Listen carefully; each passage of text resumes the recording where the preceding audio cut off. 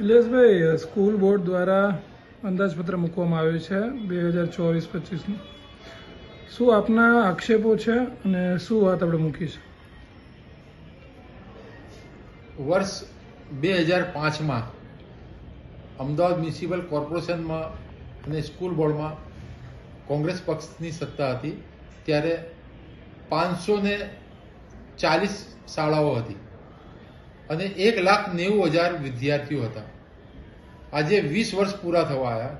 એ 540 શાળાઓમાં 103 શાળાઓ જે એડ થવી જોઈએ, જે જિલ્લાની ગ્રામીણ જે શાળાઓ એડ થઈ છે, એટલે 643 શાળાઓ થવી જોઈએ. અને જે વિદ્યાર્થીઓની સંખ્યા જે છે, જે સમયમાં 1,90,000 હતી અને 40,000 જે વિદ્યાર્થીઓ ગ્રામીણમાંથી એડ થયા, એટલે 2,30,000 વિદ્યાર્થીઓ થવા જોઈએ. એની સામે અત્યારે 1,70,000 જ વિદ્યાર્થીઓ છે.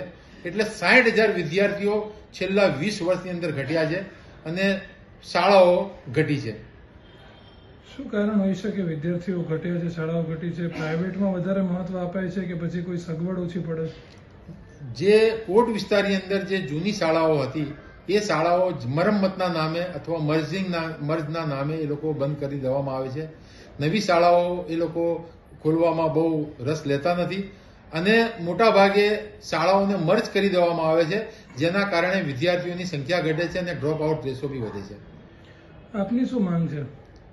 મારી માંગણી એવી છે કે કોટ વિસ્તારની અંદર જે શાળાઓ જે બંધ પડી છે, ખસ્તા હાલતમાં છે, એ શાળાઓને ફરી રિનોવેટ કરવાનું અથવા નવેસરથી એને ચાલુ કરી દેવામાં આવે અને કોટ વિસ્તારના બાળકોને બી ભણાવવામાં આવે.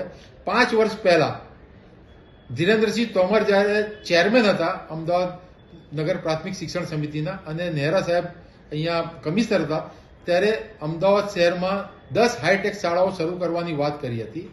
એક શાળાના 10 કરોડ રૂપિયા દીઠ એક શાળા બનાવવાની વાત હતી. 100 કરોડ રૂપિયાનું બજેટ હતું.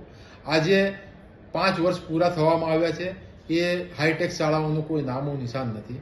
એટલે માત્ર આ લોકો જાહેરાતો કરે છે અને પૈસાની જે રમત છે એમાં પડે છે. અત્યારે જે ખર્ચો જે છે સ્કૂલ બોર્ડનો 1,150 કરોડ રૂપિયા જે છે ને 1,70,000 વિદ્યાર્થીઓ છે, આપ એને પ્રતિ વિદ્યાર્થી તરીકે ગણો તો એક વિદ્યાર્થી પાછળ 70,000 રૂપિયા ખર્ચ થાય છે, જે સામાન્યમાં પ્રાઇવેટ સ્કૂલ કરતાં બી ઘણું બધું છે.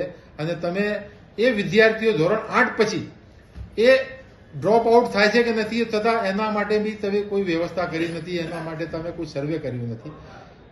કેમ કે તમારી જે એજ્યુકેશન છે એટલું નબળું છે કે આગળ જતા વિદ્યાર્થીઓમાં ડ્રોપ આઉટ થાય છે. કોઈ 9મા ધોરણમાં કે 10મા ધોરણમાં કે ગ્રેજ્યુએટ થયા હોય કે એન્જિનિયર થયા હોય, તમે એક દાખલો આપો કે કોઈ એન્જિનિયર થયો હોય કે ડોક્ટર થયો હોય.